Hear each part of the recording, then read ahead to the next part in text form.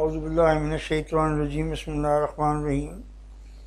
آج میں سنہ کے اور حدیث کے سلسلے کی ویڈیو 3 انشاءاللہ پیش کرنے جا رہا ہوں، اور آج کے اس ویڈیو میں یہ ڈسکس کریں گے کہ اسٹیجز آف کمپائلیشن آف حدیث اینڈ سنہ۔ ایک ہی بات ہے، آپ حدیث سننا، تو میں اس کے لیے حدیث کا لفظ استعمال کروں گا کہ حدیث کا کمپائلیشن کیسے ہوا۔ یہ چیز ہم ڈسکس کرنے جا رہے ہیں انشاءاللہ تعالی، لیکن اس کے جو مختلف اسٹیجز ہیں ان کا میں بعد میں ذکر کروں گا۔ سب سے پہلے تو ہمیں یہ دیکھنا ہے کہ رسول پاک صلی اللہ علیہ وسلم کی زندگی میں حدیث کس طرح سے پھیلی، کیا ہوا پریکٹیکلی، اور رسول پاک صلی اللہ علیہ وسلم کے زمانے میں حدیث کا ایک طرح سے کمپائلیشن کس طرح سے ہوا اور بلکہ شروع ہوا۔ تو یہ چیز لے کے ہم آگے بڑھتے ہیں۔ تو آج کا جو ٹاپک ہے وہ صرف یہ ہے کہ پروفٹ کی لائف میں حدیث کا پھیلاؤ، اس کا جو ایکسپینشن ہے اور سنہ کا جو ایکسپینشن ہے صحابہ کرام میں، وہ کیسے ہوا۔ اس کو سٹارٹ کرتے ہیں، بسم اللہ۔ دیکھیے، اس بات کو بڑا کلیئر سمجھ لیجئے کہ رسول اللہ صلی اللہ علیہ وسلم کی جو ذات مبارک تھی اور ہے وہ مسلمانوں کے لیے ایک رول ماڈل تھی، رول ماڈل ہے، رول ماڈل ہمیشہ رہے گی۔ صحابہ کرام کے لیے تو ہم سب سے زیادہ جو یعنی عزیز ترین ہستی تھی، ہم تو رسول پاک صلی اللہ علیہ وسلم کی اس طرح سے قدر کرتے ہی نہیں ہیں، لیکن صحابہ کرام کو تو سامنے سے انہیں جو محبت تھی، جو عشق تھا، جو ان کا طریقہ تھا صحابہ کرام کا، اس کو تو ہم بیان ہی نہیں کر سکتے۔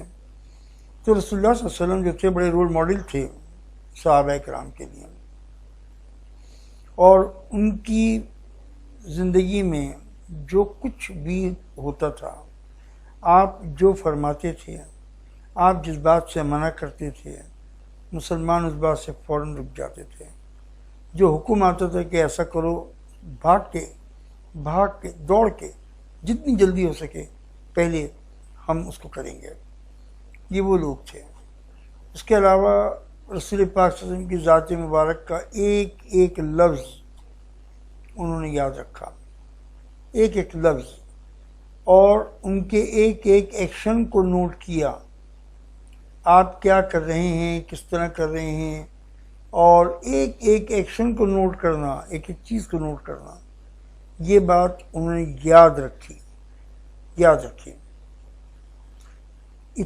ڈیٹیلز کا یہ حال تھا کہ آپ صلی اللہ علیہ وسلم کی معمولی سے معمولی ایکشن کی، آپ کا چلنا پھرنا، آپ کے جسم مبارک، آپ کا چہرہ، آپ کے بال، آپ کی ناک، آپ کی آنکھیں، ہر چیز کی جو ڈیٹیل ہے وہ مسلمانوں نے یاد رکھی، اور ظاہر ہے کہ پھر آنے والی نسلوں کو ٹرانسفر اس نالج کو کیا۔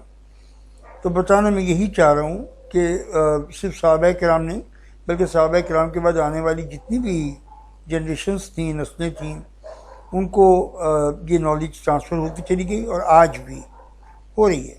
آپ جو کچھ بھی جانتے ہیں وہ صحابہ کرام کی اس نالج کی وجہ سے ہی جانتے ہیں۔ جو کچھ بھی آپ جانیں گے رسول پاک کے متعلق، وہ اس نالج کی وجہ سے ہی جانیں گے۔ قرآن ریویل ہو رہا تھا اس وقت، 23 سال تک تو قرآن ہی ریویل ہوتا رہا، اور رسول پاک صلی اللہ علیہ وسلم کی یہ عادت مبارک تھی کہ قرآن کو آپ اپنے سامنے لکھواتے تھے، پریزرو کرواتے تھے، محفوظ کر کے رکھواتے تھے، اور آپ کے پاس ایسے رائٹنگ والے لوگ موجود تھے جو کہ وہ تھی قرآن مجید کی جتنی ریویلیشنز ہوتی تھیں ان کو لکھا کرتے تھے باقاعدہ طور پہ۔ یہ تو قرآن کے معاملے میں تھا، لیکن رسول پاک صلی اللہ علیہ وسلم نے حدیث کو کوئی بہت زیادہ انکریج نہیں کیا رائٹنگ کے معاملے میں، اور وہ اس کی جو ہے وہ سمجھیں گے 3 وجوہات تھیں بیسیکلی. ایک تو وجہ سیدھی سی یہ تھی جس پہ آپ نے منع بھی کیا تھا کہ چونکہ قرآن اس وقت ریویل ہو رہا تھا تو آپ صلی اللہ علیہ وسلم بالکل نہیں چاہتے تھے کہ کوئی لفظ یا کوئی جملہ حدیث کا قرآن کے ساتھ مل کے کنفیوژن پیدا کر دیں. یہ نہیں ہونا چاہیے. حالانکہ قرآن ایک الگ طور پہ لکھا جا رہا تھا اس کا ریکارڈ الگ تیار ہو رہا تھا، لیکن اس کے باوجود بھی احتیاط کی بات رسول پاک صلی اللہ علیہ وسلم نے یوں کی کہ یہ نہ ہو کہ کوئی آپ کا لفظ حدیث کا یا آپ نے کوئی بات کہی اور لوگ سمجھے کہ قرآن ہے. تو اس بات کو ایوائڈ کرنے کے لیے آپ نے کہا کہ حدیث میری مت لکھا کرو. اور دوسری بات یہ کہ یہ چیز پریکٹیکلی ویسے بھی ممکن نہیں تھی، آسان نہیں تھی، اس لیے کہ پیپر تو اویلیبل تھا نہیں.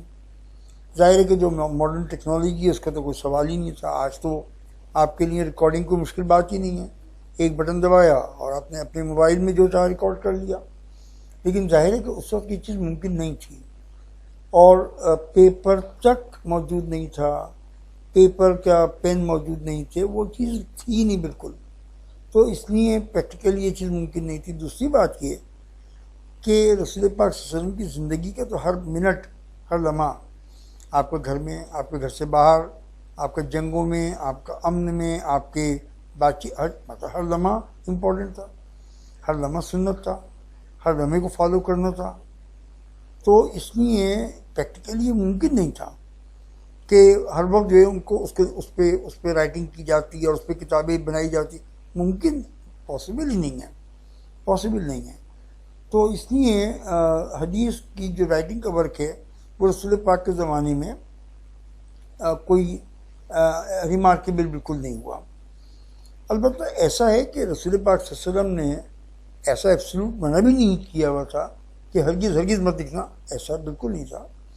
جو کمپینینز لکھنا چاہتے تھے ان کو اجازت دی ہوئی تھی، مگر لکھنے کا مطلب یہ نہیں تھا کہ وہ کتابیں پرنٹ ہو رہی ہیں یا کوئی ایسیز لکھے، ایسا نہیں تھا.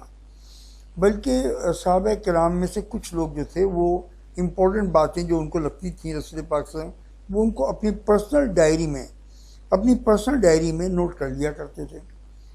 مثلاً حضرت علی تھے تو آپ نے پرمیشن تو سب نے لی ہوئی تھی، بغیر پرمیشن کے تو کوئی بھی نہیں لکھتا تھا.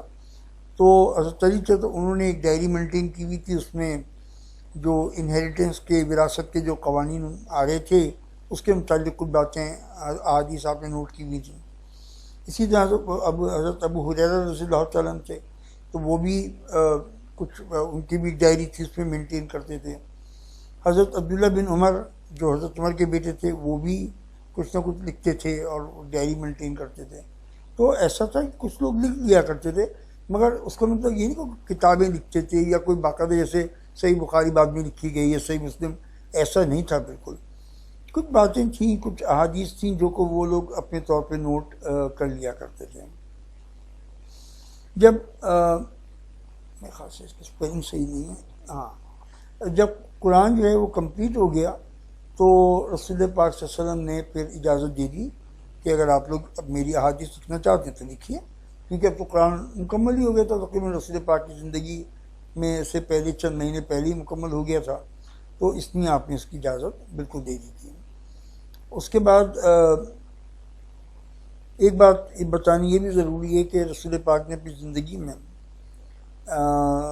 اس بات کو انکریج کیا کہ میری احادیث کو یاد رکھو اور آگے بڑھاؤ اور دوسری جنریشنز کو پاس آن کرو، اپنے بچوں کو سکھاؤ.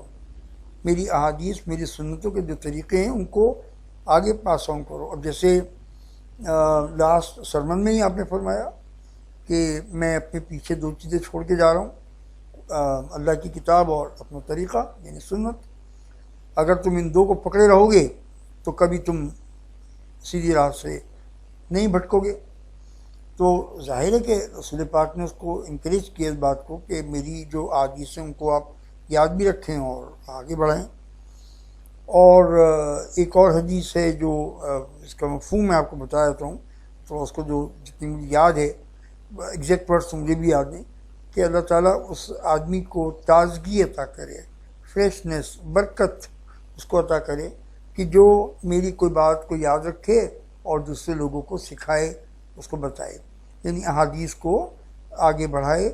اللہ تعالیٰ اس کو تازگی دے، اس کو فریشنس دے، اس کو برکت دے۔ کتنی بڑی دعا ہے جو رسول پاک صلی اللہ علیہ وسلم کی احادیث کو آگے بڑھانے کے لیے اور ان کو یاد رکھنے، کتنی بڑی رسول پاک کی پرسنل دعا ہے آپ کے لیے، میرے لیے، ہم سب کے لیے۔ تو رسول پاک صلی اللہ علیہ وسلم کی اس بات کی وجہ سے بھی، اور آپ نے ایک اور حدیث میں فرمایا تھا کہ تم جو بات مجھ میں دیکھو، جو بات مجھ سے سنو، اسے چھپاؤ نہیں بلکہ اس کو آگے کنوے کرو۔ تو یہ بات بھی ایک امپورٹنٹ ہے کہ رسول پاک صلی اللہ علیہ وسلم کی جو احادیثوں کو یاد رکھا گیا اور آگے جنریشنز کو پاس آن کیا گیا۔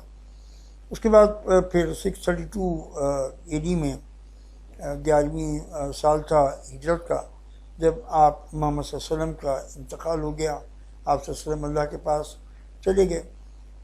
تو اس طرح سے رسول پاک کی زندگی میں جو ڈیولپمنٹ حدیث کے سلسلے میں ہوئے وہ میں نے کچھ بیان کرنے کی کوشش کی ہے۔ آپ کا بہت بہت شکریہ ٹائم دینے کا۔ Thank you so much.